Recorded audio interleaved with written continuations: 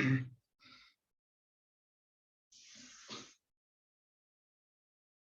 kita mulai, Bapak Ibu. Assalamualaikum warahmatullahi wabarakatuh. Bismillahirrahmanirrahim. Alhamdulillahirabbil alamin.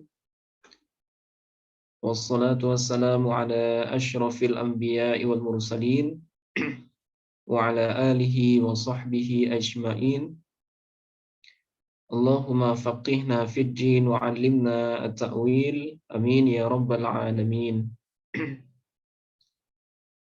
Alhamdulillah, pada malam hari ini kita bisa bertemu kembali Bapak Ibu semua dalam rangka melanjutkan kajian kitab Taisir Mustalahil Hadis. Setelah sebelumnya minggu lalu kita libur ya, karena berhubung kami kurang sehat. Mudah-mudahan untuk ke depan kita senantiasa dimudahkan dalam pembelajaran ini dan disehatkan. Amin ya rabbal alamin. Oke, baik. Seperti biasa, sebelum kita awali kajian pada malam hari ini, mari kita baca Ummul Quran Al-Fatihah bersama. Bismillahirrahmanirrahim. Ila hadratin Nabiyil Mustafa Muhammadin sallallahu alaihi wasallam wa ala alihi wa ahli baitihi wa azwajihi wa dhurriyyatihi wal mahdi khalifatihi ajma'in. ثم إلى جميع إخوانه من الأنبياء والمرسلين والأولياء والشهداء والصالحين والصحابة والتابعين وتابع التابعين والعلماء العاملين والمصنفين المخلصين وجميع الملائكة المقربين ثم إلى جميع المسلمين والمسلمات والمؤمنين والمؤمنات الأحياء منهم والأموات خصوصا إلى آبائنا وأمهاتنا وجدنا وجداتنا ولقرباتنا ولإخواننا ولأخواتنا ولمشايخنا ولمشايخ مشايخنا ولأستاذنا ولأساتذتنا ولتلاميذنا ولتلميذاتنا ولطلابنا ولطالباتنا ولمن أحسن إلينا بالخير ولمن أسأنا إليهم ولمن أوصانا بالدعاء ونخص خصوصا إلى مؤلف هذا الكتاب شيخ الدكتور محمود الطحان وكذلك لجميع مدرسنا ومعلمنا في هذا الفن نفعنا الله بهم وبعلومهم في الدارين آمين. شيء لله لهم الفاتحة. أعوذ بالله من الشيطان الرجيم.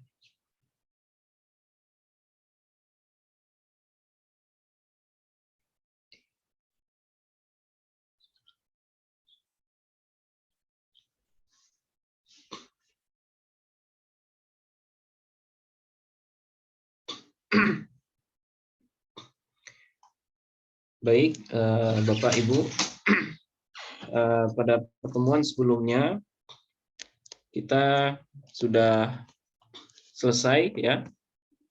Kita sudah selesai membahas pembahagian hadis dhaif berdasarkan keterputusan sanad yang zahir, di mana ya hadis dhaif berdasarkan penyebab putusnya sanad secara zahir itu bisa dibagi menjadi 4 kategori ya. Ada yang disebut dengan hadis mu'allaq, kemudian hadis mursal, kemudian hadis mu'dhal, dan yang terakhir kemarin hadis munqati' ya. Nah, itu 4 pembahagian hadis dhaif berdasarkan keterputusan sanad yang zahir. Nah, sekarang pada malam hari ini kita akan masuk kepada bahasan bahagian yang kedua ya dari keterputusan sanad, yaitu keterputusan sanad yang bersifat khafi. Nah, kalau yang kemarin itu zahir. Zahir maksudnya keterputusan sanad itu bisa terlihat jelas. Ya, bisa terlihat jelas sekalipun bukan oleh ahli hadis yang yang benar-benar pakar dalam ilmu hadis. Karena keterputusan sanad hadis yang seperti itu relatif mudah untuk dikenali ya. Nah, sementara yang sekarang ya hadis dhaif yang disebabkan oleh keterputusan sanad yang bersifat khafi. Khafi itu artinya tersembunyi. Nah, itu hanya bisa diketahui oleh para ahli hadis yang benar-benar mumpuni dalam bidang ini. Nah, jadi bagi orang yang dia hanya sebatas peneliti hadis misalnya, atau dia hanya sampingan untuk mengkaji hadis, nah itu tidak semuanya yang bisa menguasai ilmu ini. Nah, karena keterputusan khafi ini sangat ya seperti namanya, khafi itu artinya tersembunyi. Untuk mengetahuinya sangat sulit. Hanya muhadis yang yang benar-benar pakar yang bisa mengetahui kalau hadis itu mengalami keterputusan sanad yang bersifat khafi, tersembunyi. Nah, apa saja hadis dhaif yang disebabkan oleh keterputusan sanad yang bersifat khafi ini? Nah, pada malam hari ini kita akan bahas jenis yang pertama dari hadis itu, yaitu hadis mudallas namanya. Nah, hadis mudallas. Nah, untuk menghemat waktu, mari kita langsung awali kajian ini. Bismillahirrahmanirrahim. Qala al-musannifu rahimahullahu wa nafa'ana bihi wa bi'ulumihi fid dharaini amin. Anwa'us saqatil khafiyyi. Ya. Ini bagian yang yang kedua, jenis-jenis keterputusan yang bersifat khafi. Ya, hadis dhaif yang disebabkan oleh keterputusan yang bersifat khafi. Nah, yang pertama namanya adalah hadis mudallas. Al-mudallasu. Ta'rifut tadlis. Pertama kita akan bahas pengertian tadlis. Ya, apa yang dimaksud dengan tadlis atau hadis mudallas? At-tadlis lughatan, ya, tadlis atau lafaz al-mudallas secara bahasa itu merupakan ismu maf'ulin minat tadlis. Secara sighat, secara bentuk kata, lafaz mudallas itu merupakan isim maf'ul dari kalimat tadlis. Nah, jadi tadlis ini merupakan masdar ya dari dallasa yudallisu tadlisan, tadlisatan tadlasan tidlasan mudallasan fahuwa mudallisun wa dzaka mudallasun. Nah, jadi mudallasun atau mudallas itu merupakan isim maf'ul. Ya, kata benda yang menunjukkan orang yang dikenai perbuatan, isim maf'ul. Nah, itu secara bahasa ya. Wa tadlisu fil lughati, dan tadlis secara bahasa itu adalah kitmanu aibis sil'ati anil mushtari, yaitu menyembunyikan aib atau kecacatan barang dagangan. Sil'ah ini artinya barang dagangan, anil mushtari, dari calon pembeli. Nah, misalnya kita punya dagangan, misalnya sepatu, sendal, atau pakaian. Nah, kebetulan ada bahagian-bahagian sepatu atau sendal itu yang bolong misalnya, ya, ada yang cacat. Supaya orang nggak tahu barang dagangan itu cacat, maka kita tempeli sesuatu yang bisa menutupi kebolongan pakaian atau sepatu itu. Nah, sehingga calon pembeli itu nggak tahu kalau pakaian yang akan dia beli itu ada cacatnya. Nah, kira-kira tadlis itu seperti itu, ya. Secara bahasa pengertiannya seperti itu, menutup cacat yang ada di barang dagangan sehingga mushtari atau calon pembeli itu nggak tahu dan menganggap barang dagangan itu bagus, padahal sebenarnya cacat. Nah, wa aslu tadlisi mushtaqqun minad dalas. Nah, sementara akar kata tadlis, ya, tadlis yang sudah kita bahas tadi, mushtaqun minad dalas. Dia diderivasi atau pecahan dari kalimat dalas. Ya, dalas wa huwa adz-zulmatu. Yang mana dalas itu mengandung makna az-zulmah, ya, kegelapan. Nah, dalas itu artinya kegelapan. Au ikhtilatudz zulam, ya, ikhtilatudz zulam. Artinya percampuran kegelapan. Jadi ada gelap yang numpuk. Nah, itu namanya dalas.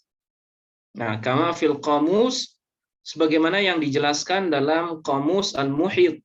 Ya, qamus ini maksudnya Qamus Al-Muhit yang ditulis oleh Imam Fairuz Abadi.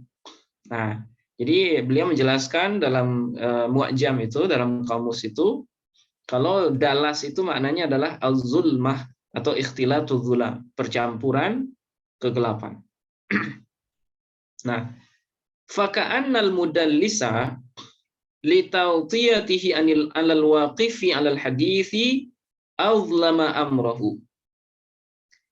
Maka seolah-olah seorang mudallis, ya, seorang mudallis itu orang yang menjadikan hadis menjadi mudallas, litawtiyatihi alal waqifi, karena perbuatan dia yang menutupi, ya, aib alal waqifi kepada orang yang melihat, orang-orang yang meneliti atau membaca hadis itu, alal hadis, terhadap hadis yang dia tutupi, azlama amrohu, dia menutupi urusannya. Maksudnya menjadikan urusan atau perkara hadis itu menjadi gelap. Nggak jelas nih jadinya. Hadis ini sahih atau gimana gitu. Soalnya ada beberapa hal yang janggal misalnya. Tapi kejanggalan itu nggak terlihat. Nah, jadi agak sulit untuk menangkapnya gitu. Fasarul haditsu mudallasan. Maka jadilah hadis itu menjadi hadis mudallas. Karena si rawi mudallis tadi, ya, karena dia tahu hadis itu ada cacatnya, maka dia buang, ya, misal ada perawi misalnya, dia buang perawi yang cacat itu, mungkin cacat dalam artian lemah ingatan, atau misalnya secara umur di bawah dia misalnya. Kemudian perawi itu dia buang dari sanad sehingga sanad itu terlihat bagus. Padahal sebenarnya sanad itu dhaif karena ada perawi yang dia buang. Nah, kira-kira mudallas itu seperti itu. Ya. Jadi ada semacam penipuan dari salah seorang perawi yang kita sebut dengan mudallis. Dia menyembunyikan aib yang ada di sebuah hadis, ya, tepatnya di sanad hadis, supaya orang menganggap hadis itu bagus. Nah, padahal sebenarnya tidak seperti itu. Oke. Nah, ini pengertian tadlis secara bahasa. Nah, sekarang bagaimana tadlis secara istilah? Istilahan ikhfa'u aibin fil isnadi wa tahsinun li dhahirihi. Secara istilah, tadlis itu adalah menyembunyikan aib yang ada dalam sebuah sanad, wa tahsinun li dhahirihi, kemudian membaguskan penampilan luarnya. Nah, itu yang disebut dengan mudallas, ya, atau tadlis. Jadi menyembunyikan aib atau kecacatan yang terdapat dalam sebuah sanad hadis, ya, misalnya cacat dalam artian ada salah seorang perawinya yang bermasalah. Kalau seandainya dia sebutkan sanad ini, maka orang-orang nggak akan mendengarkan apa yang dia sampaikan. Nah, supaya orang menerima apa yang dia sampaikan, maka jalan satu-satunya adalah dia perbagus jalur sanad dari hadis yang akan dia sampaikan. Sehingga orang yang mendengarkan itu menganggap hadis yang dia sampaikan adalah hadis yang sahih atau hadis yang makbul. Nah, padahal sebenarnya substansi dari sanad itu sebenarnya dhaif. Nah, itu makanya untuk mengetahui kedhaifan hadis mudallas itu dibutuhkan ilmu yang sangat mendalam, ya, khususnya terkait dengan para perawi hadis. Oke, nah ini pengertian. Nah, sekarang syarhut ta'rif. ya penjelasan dari definisi. Ayyastural mudallisu al-aib alladhi fil isnadi. Artinya adalah seorang mudallis menutupi aib yang ada pada sanad, wahwa. Nah, aib itu adalah al-inqita'u fis sanad, yaitu keterputusan yang ada pada sebuah sanad. Fayuskitul mudallisu syaikhahu.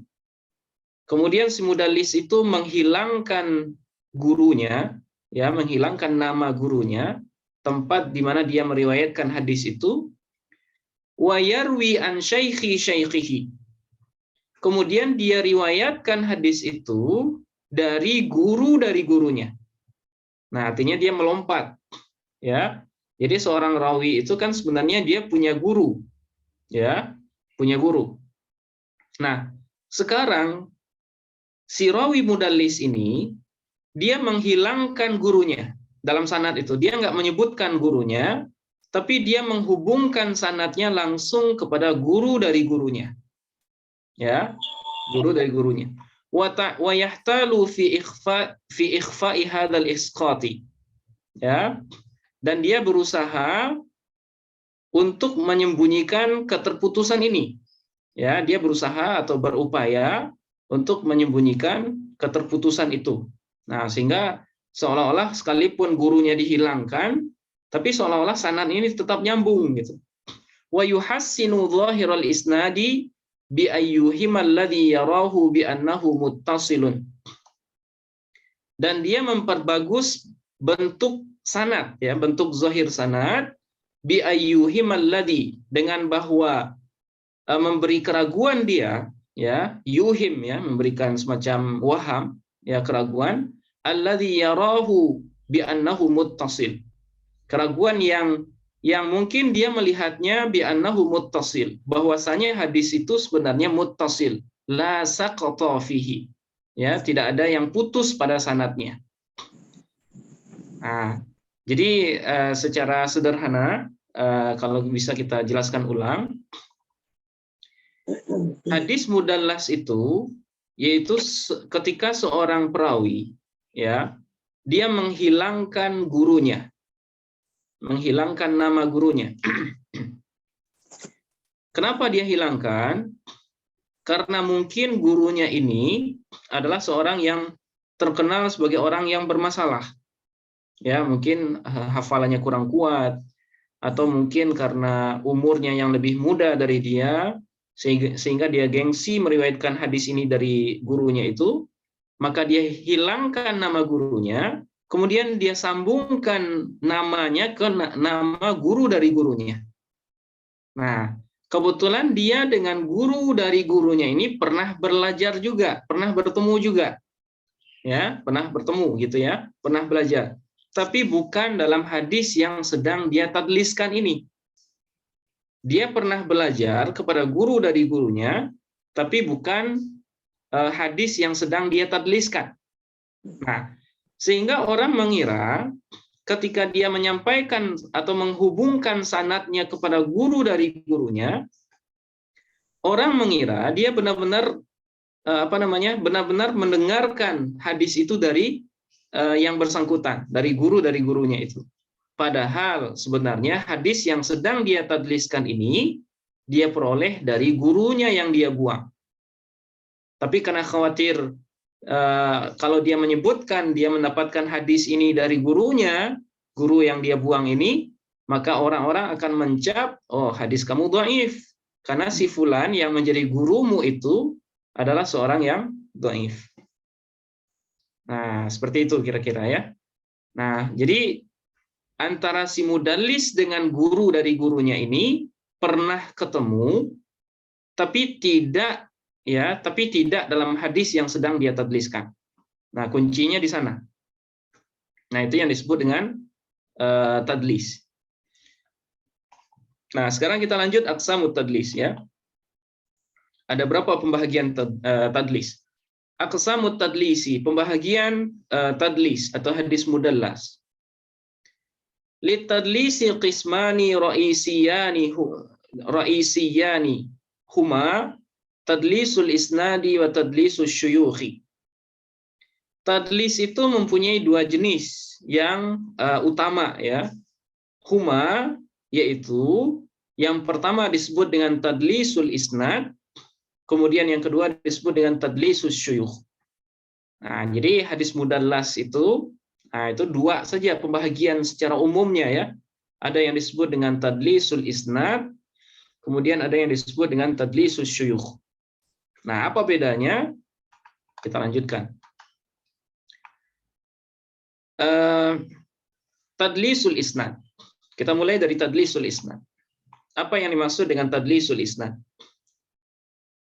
Laqad 'arrafa ulama'ul hadithi hadzal naw'a min at-tadlisi bi ta'rifatin mukhtalifatin. Para ulama hadis telah mendefinisikan jenis pertama ini, ya, jenis pertama dari tadlis ini bi ta'rifatin mukhtalifah, ya, dengan definisi yang berbeda-beda.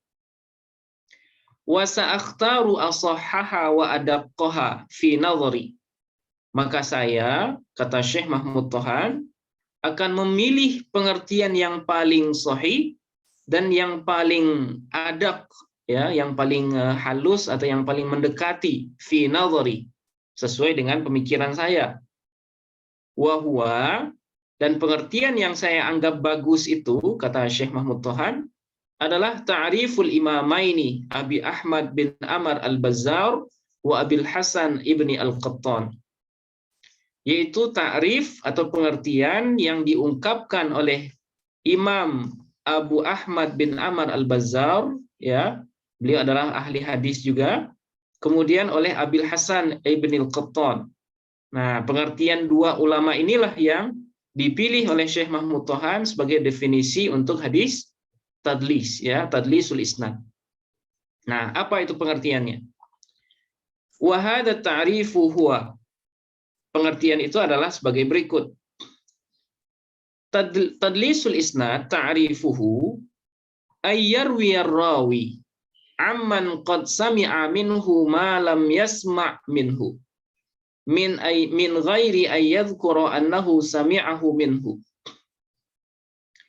Pengertiannya adalah bahwa seorang perawi meriwayatkan hadis amman dari orang yang mendengar, yang mana dia pernah mendengar hadis dari orang itu, malam yasma' minhu, ya, hadis yang dia belum mendengar langsung dari orang tersebut.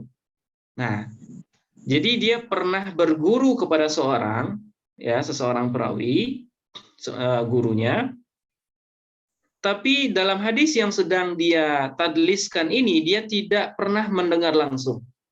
Artinya dia mendengarkan dari orang lain yang mendengar dari gurunya ini. Nah, min ghairi ayyadhkura annahu sami'ahu minhu. Tanpa menyebutkan bahwasanya ia mendengarkan hadis itu dari sang guru. Nah, dia tidak menjelaskan kalau hadis yang sedang dia tadliskan ini sebenarnya dia dengarkan dari orang lain, bukan dari gurunya itu langsung. Ya, tapi lewat perantara orang lain. Nah, tapi orang lain yang menjadi gurunya ini dia buang, ya, dia buang dengan berbagai macam alasan, ya, seperti yang saya jelaskan tadi. Mungkin karena orang itu lemah, mungkin karena orang itu lebih muda dari dia, sehingga dia gengsi terhadap orang itu. Nah, sehingga dia langsung menyambungkan kepada guru dari guru orang yang dia buang. Nah, itu maksudnya, ya. Nah, atau penjelasannya lebih detail di Syarhut Ta'rif ini. Syarhut Ta'rif. Wa makna hadza ta'rifi, dan pengertian makna dari pengertian ini adalah anna tadlis al-isnadi, ya, bahwasanya tadlis isnad itu adalah ayyarwi ar-rawi an syaikhin qad sami'a minhu ba'dul ahadits. Seorang perawi meriwayatkan sebuah hadis an syaikhin, ya, dari seorang syekh, dari seorang guru, qad sami'a minhu, yang mana dia pernah mendengarkan sebahagian hadis dari guru tersebut. Lakinna hadzal haditsa alladzi dallasahu lam yasma'hu minhu. Akan tetapi hadis yang sedang dia tadliskan ini lam yasma'hu minhu, dia tidak mendengarkan hadis itu secara langsung minhu, dari syekh yang bersangkutan. Wa inna ma sami'ahu min syaikhin akhara anhu. Hanya saja dia mendengarkan hadis itu dari guru lain, anhu, yang belajar kepada syekh yang pertama tadi. Nah, dia mendengarkan dari guru lain, bukan dari guru utama tadi. Ya, oke. Fayuskitu dzalika syaikha. Kemudian dia menghilangkan syekh yang kedua ini. Ya, syekh di mana dia mendapatkan riwayat dari syekh tersebut. Wa yarwihi ani syaikhil awwali. Kemudian dia riwayatkan hadis itu dari syekh yang pertama. Ya, dari syekh yang pertama tadi, dia pernah berguru, tapi dalam hadis yang sedang dia tadliskan ini dia tidak mendengar langsung dari sang guru tersebut. Nah, dengan apa dia riwayatkan? Bilafzin muhtamilin lis-sima'i wa ghairihi. Ya, dengan lafaz yang boleh jadi menunjukkan sima. Ya, sima ini artinya bertemu langsung, wa ghairihi, atau yang lain. Nah, misalnya kaqala au an. Nah, seperti misalnya lafaz qala atau lafaz an. Nah, jadi perlu Bapak Ibu pahami ya bahwa salah satu istilah dalam ilmu hadis itu ada yang disebut dengan alfazul ada atau sighatul ada, ya, sighatul ada. Yaitu lafaz seorang perawi dalam menyampaikan hadis. Nah, Bapak Ibu mungkin pernah mendengar lafaz haddatsana, akhbarana, sami'na, ya, kemudian amba'ana, dan lain-lain yang sejenis. Nah, kalau seandainya seorang perawi ngomong seperti ini, dia bilang akhbarana, amba'ana, sami'na misalnya, itu menunjukkan bahwa dia bertemu langsung dengan sang guru. Nah, jadi kalau redaksinya seperti itu, artinya dia bertemu langsung dengan sumber informasi, yaitu gurunya. Nah, tapi kalau seandainya dia ngomong qala atau an atau anna misalnya, ya seperti qala atau an, nah lafaz atau sighat ada yang seperti ini dia mengandung kemungkinan-kemungkinan, ya nggak pasti ketemu, ya belum pasti ketemu. Jadi kalau Bapak Ibu ketemu dengan lafaz an, ya misalnya an Qutaibah, kemudian an Mus'ab bin Ubaidillah misalnya. Nah, belum tentu ya antara guru dengan murid yang ada di antara an itu mereka saling ketemu. Karena lafaz yang digunakan adalah lafaz an atau lafaz qala. Berbeda dengan lafaz haddatsana atau akhbarana. Ya, yang itu menunjukkan pastinya pertemuan antara guru dan murid. Nah, kita kembali ke sini. Si mudallis, ya, karena dia khawatir akan berbohong dengan membahasakan haddatsana dari gurunya yang pertama tadi, maka dia ganti lafaz adanya dengan lafaz yang muhtamal, yang boleh jadi nyambung, boleh jadi tidak, yaitu lafaz qala atau lafaz an. Ya.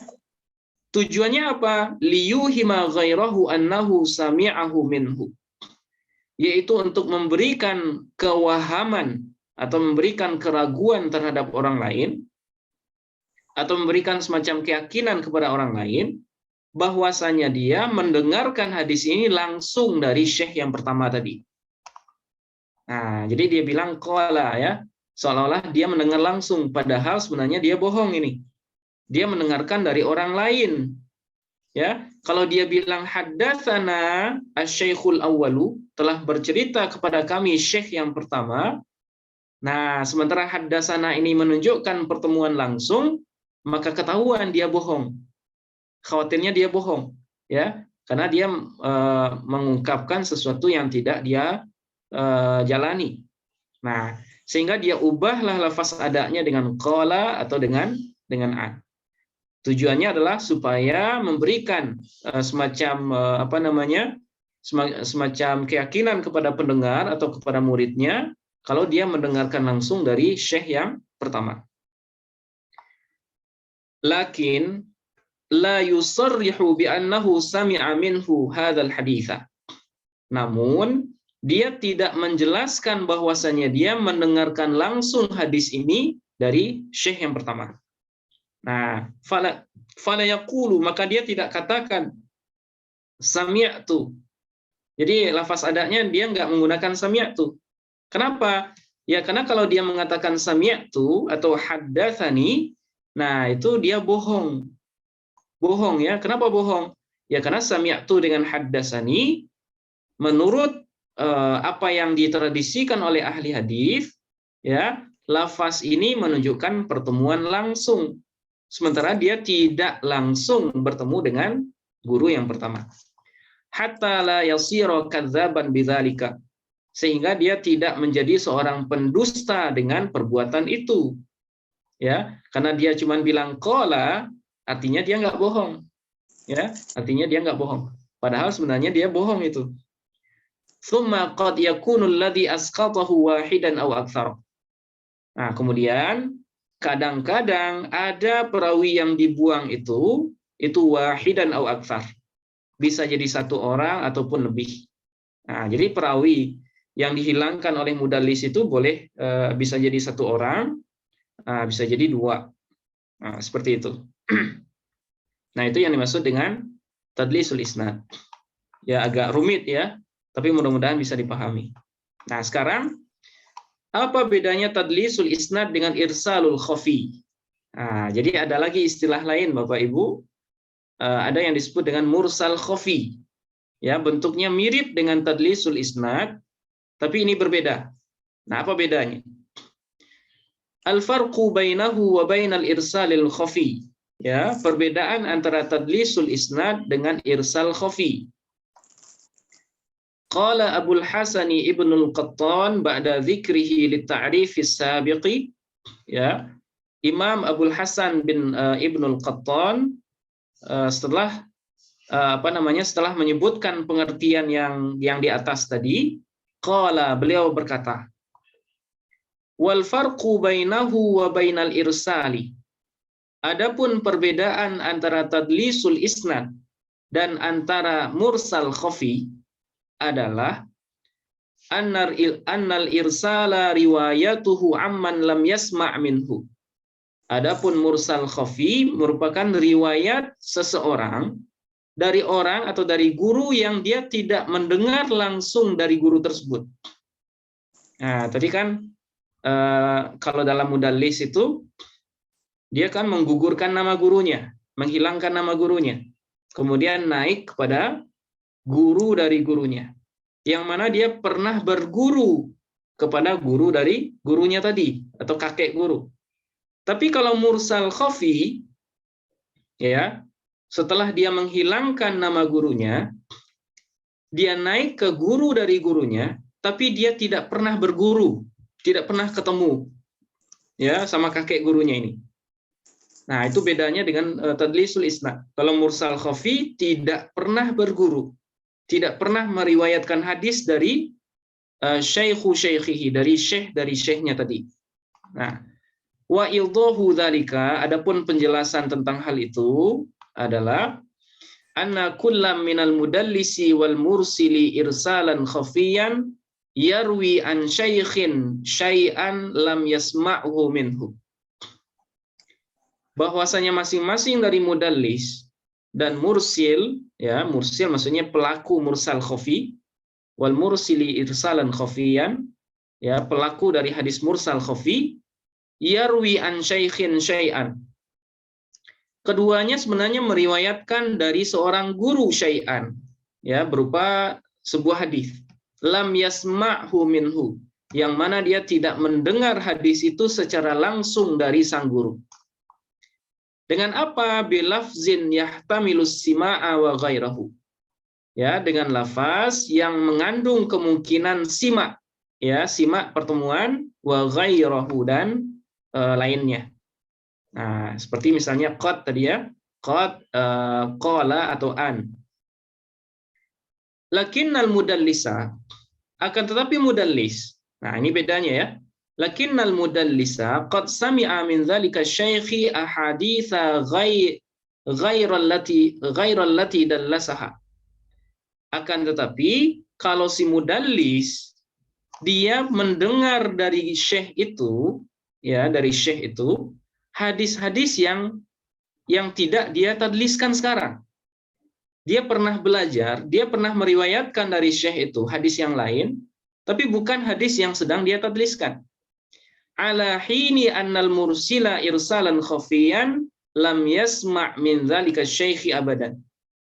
Nah, sedangkan perawi mursil, ya, pelaku mursal khafi, itu dia lam yasma' min dzalika syaikh abadan. Dia tidak pernah mendengar langsung dari syekh yang pertama itu. Dia nggak pernah berguru, nggak pernah ketemu, tapi dia nisbatkan hadis itu kepada syekh yang pertama itu. Lal ahadits allati arsalaha wala ghairaha. Tidak hadis yang sedang dia mursalkan dan juga tidak hadis yang lain. Nah, jadi nggak pernah ketemu sama sekali. Lakinnahu asarahu aw laqiyahu. Tapi ya, dia semasa dengan orang itu, dengan guru itu, aw laqiyahu, atau pernah sekedar bertemu. Nah, jadi pernah bertemu atau semasa tapi nggak pernah berguru. Nah, itulah bedanya mursal khafi dengan tadlisul isnad. Ya, kalau tadlisul isnad antara si mudallis dengan guru dari gurunya pernah belajar, pernah pernah berguru. Sementara kalau mursil, ya, pelaku dari mursal khafi, itu dia tidak pernah belajar sama sekali. Dia tidak pernah meriwayatkan hadis sama sekali dari kakek gurunya itu. Oke. Nah, sekarang contohnya ya, mithaluhu. Apa contoh dari tadlisul isnad?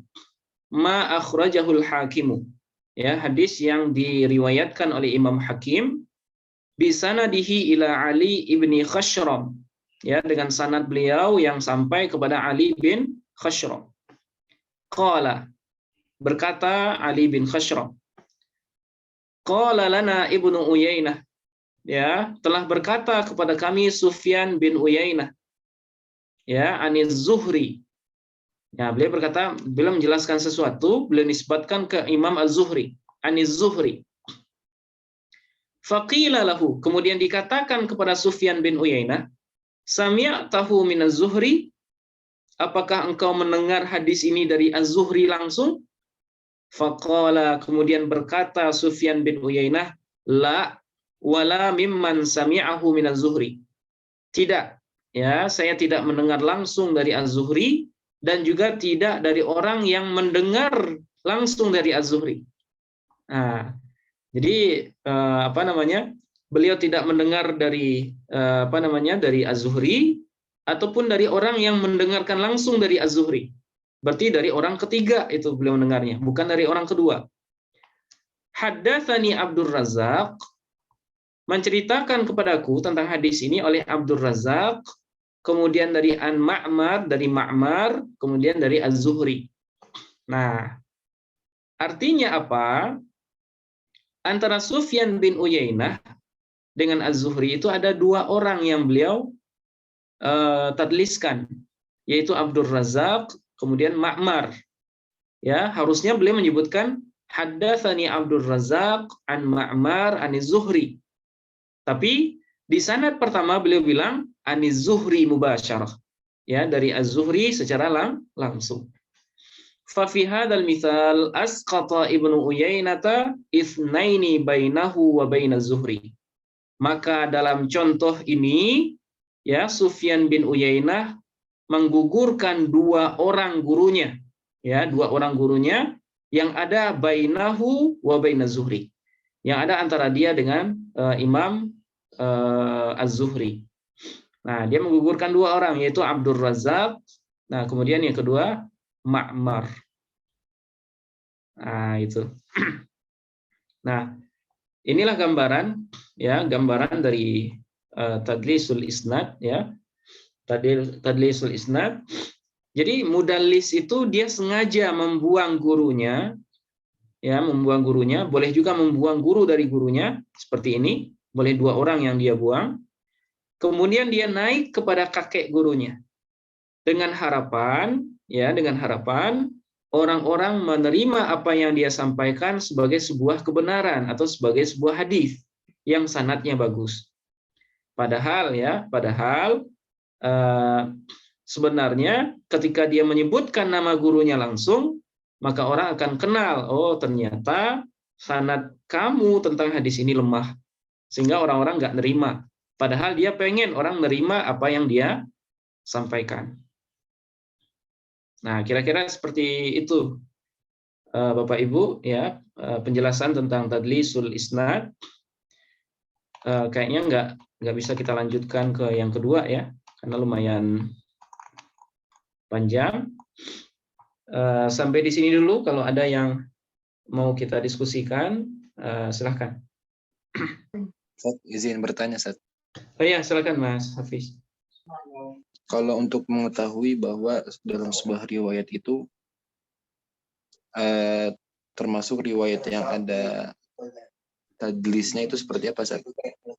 Misalnya ada sebuah hadis, apakah dia termasuk hadis yang ada tadlisnya? Nah, cara mengetahui dari tadlisnya itu seperti apa, Ustaz? Apakah dengan jam'ut turuq, mengumpulkan turuq, atau seperti apa, Ustaz? Dan cara jam'ut turuq itu seperti apa, Ustaz? Itu yang pertama, Ustaz. Yang kedua, berarti hadis yang mana di dalam hadis itu termasuk ada tadlisnya, berarti termasuk hadis yang ada ilatnya, Ustaz. Karena madarul ilat itu kan khofa, yang mana untuk mengetahui apakah hadis itu ada tadlisnya, termasuk amrun khofi gitu, Ustaz. Berarti termasuk ilat. Iya. Mungkin itu, Ustaz. Oke, baik. Terima kasih Mas Hafiz, ya. Pertanyaannya, bagaimana caranya kita tahu kalau sebuah hadis itu mudallas, tadlisul isnad? Oke. Seperti yang saya sampaikan di awal, bahwa hadis mudallas ini kan hadis yang tergolong hadis dhaif yang disebabkan oleh keterputusan sanad yang bersifat khafi, ya, yang bersifat tersembunyi. Artinya apa? Artinya keterputusan sanad hadis mudallas ini benar-benar hanya diketahui oleh orang yang punya wawasan hadis yang sangat luas. Ya, bisa kita bilang yang akan tahu dengan hadis mudallas ini hanyalah orang yang ibaratnya semua jalur hadis itu sudah di kepalanya. Ya, dia mengenal semua hadis, atau yang luput dari kepalanya itu enggak hanya sedikit lah. Nah, kenapa seperti itu? Karena untuk mengetahui hadis mudallas itu syarat utama yang harus dikuasai adalah mengetahui jalur-jalur hadis atau sanad-sanad hadis. Satu matan hadis, ya, perlu kita ketahui bersama, kadang itu mempunyai banyak jalur. Ya, kadang dia mempunyai banyak jalur, banyak banyak sanad. Ya, satu matan kadang punya 5 sanad, bahkan ada yang punya 9, 7, nah seperti itu, ya. Ada yang bercabang sanadnya. Nah, bagaimana cara mengetahui hadis itu mudallas? Yaitu dengan mengumpulkan, benar ya, apa yang disampaikan tadi, yaitu dengan melakukan apa yang disebut dengan muqaranatur riwayah atau jam'ur riwayah, yaitu menjamak semua sanad terkait dengan matan hadis yang sedang kita teliti ini, sampai kita temukan kalau ada celah di sana yang unik, gitu ya.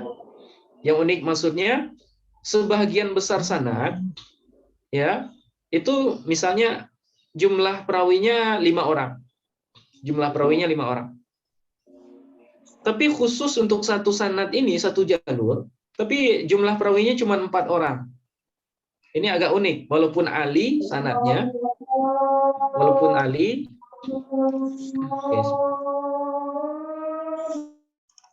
walaupun sanadnya Ali, tapi agak unik, ya. Semua jalur tentang hadis itu jumlah perawinya 5 orang. 5 orang. Tapi khusus sanad yang satu ini cuma 4 orang. Nah, itu kan jadi pertanyaan ya. Jadi apa? Jadi sebuah ini jadinya sebuah keunikan gitu ya. Kenapa ini 4 sementara jalur yang lain 5 orang? Nah, kita selidiki. Kira-kira dari 4 orang perawi ini ada nggak di antara mereka yang punya riwayat sebagai seorang mudallis? Ya, karena perawi itu sudah dikelompokkan sebenarnya. Ada perawi yang terkenal sebagai mudallis, ada perawi yang dianggap siqah, ada perawi yang dianggap udul, ada yang dianggap soduk dan lain sebagainya. Nah, jadi para perawi itu akan meneliti, ya para peneliti atau para muhaddis itu akan melihat, oh ternyata yang 4 orang ini salah satunya terindikasi sebagai mudallis. Nah, kita teliti nih, ya dia mudallis. Kira-kira siapa sanad atau orang yang mungkin dia tadliskan dari hadis itu? Nah, kemudian diselidiki ya guru-gurunya semuanya, maka nanti akan ketahuan sendiri kalau ternyata dia sebenarnya nggak ketemu dengan guru yang dia sebutkan itu, tapi dia ketemu dengan orang lain yang pernah ketemu dengan guru itu, tapi nggak dia sebutkan. Gara-gara kalau dia sebutkan, ya mungkin akan menyebabkan sanad dia itu dhaif. Nah, itu kalau seandainya sanadnya banyak. Nah, kemudian bagaimana kalau sanadnya sedikit? Ya, jalur sanadnya cuma 2 misalnya. Nah, disinilah letak tantangan hadis mudallas. Ya, ketika sebuah matan hadis hanya punya 2 sanad atau mungkin punya 1 jalur saja. Nah, disinilah kepakaran seorang ahli hadis itu ditantang gitu ya. Ada 1 hadis yang semuanya siqah semua nih. Perawinya siqah semua. Nah, bagaimana cara mengetahui ketadlisan atau tadlis yang ada di hadis itu? Nah, satu-satunya cara adalah dengan bekal pengalaman yang sudah dilakukan oleh para ahli hadis itu. Nah, di tadlis taswiyah sebenarnya nanti ada cerita unik ya.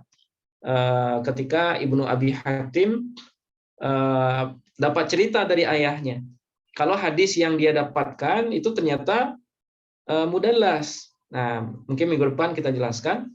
Nah, kenapa Ibnu Abi Hatim bisa tahu dengan hadis itu ada tadlisnya?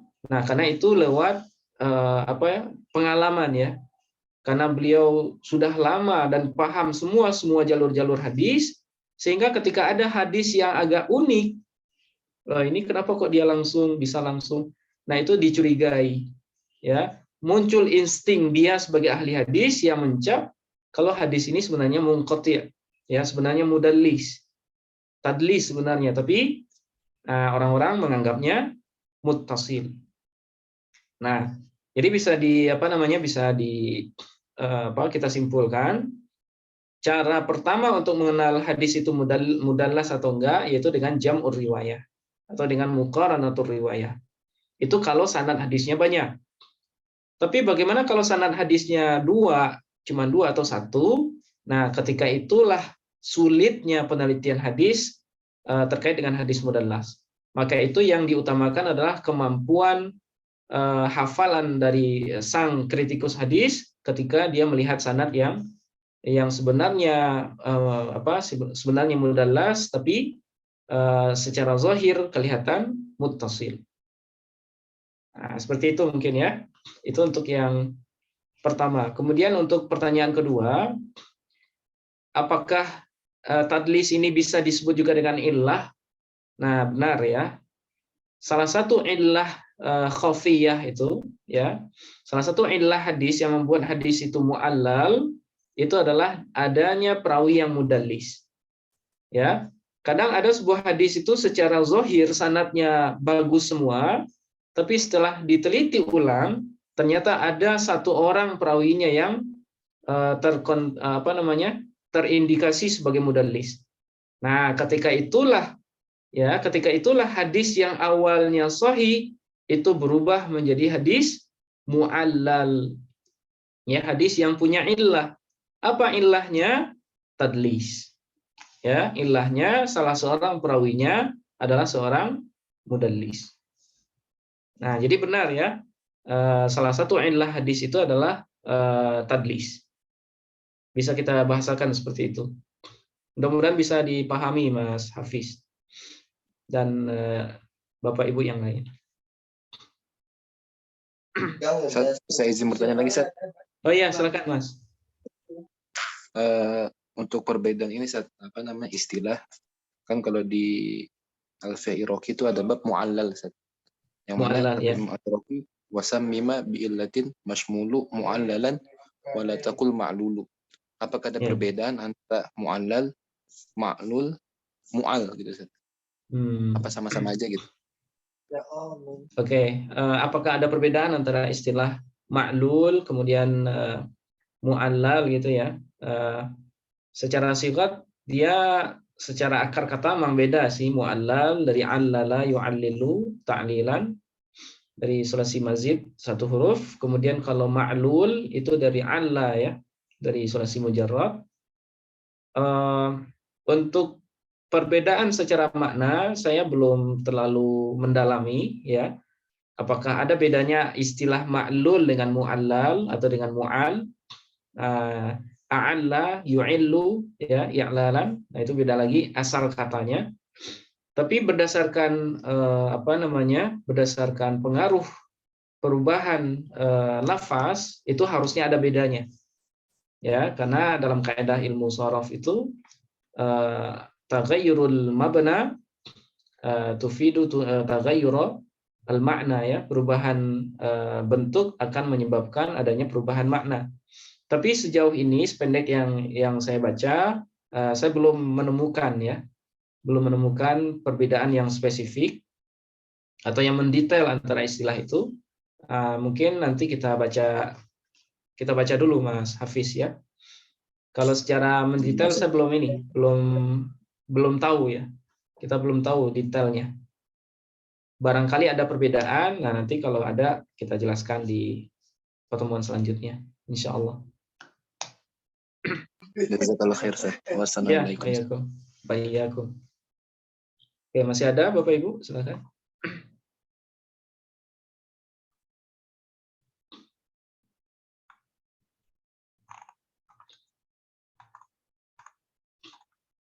Oke, kalau tidak ada, mungkin untuk sementara kita cukupkan ya. Ya, kita ngajinya sedikit dengan tujuan paham ya. Karena bahasan hadis mudallas ini tergolong bahasan yang cukup rumit. Nah, jadi kita pelan-pelan dengan harapan bisa dipahami dan juga bisa dibedakan dari jenis-jenis yang lain. Nah, ini mungkin yang bisa kita bahas pada malam hari ini ya, yaitu pembagian pertama dari hadis mudallas, yaitu tadlisul isnad. Nah, insyaallah dua jenis yang lain, yaitu tadlisul taswiyah dengan tadlisu asyuyukh. Nah, insyaallah kita jelaskan minggu depan ya.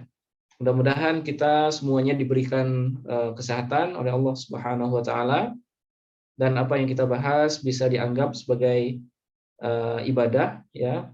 Kita belajar ini dianggap ibadah dan ilmunya diberkahi oleh Allah Subhanahu wa taala. Sampai di sini kita akhiri dengan hamdalah. Alhamdulillahirabbil alamin. Assalamualaikum warahmatullahi wabarakatuh. Waalaikumsalam warahmatullahi wabarakatuh. Jazakumullah khairan. Wa iyyakum ya. Ya, saya izin duluan. Ya, sama-sama Mas Ilham. Oke, izin duluan Bapak Ibu.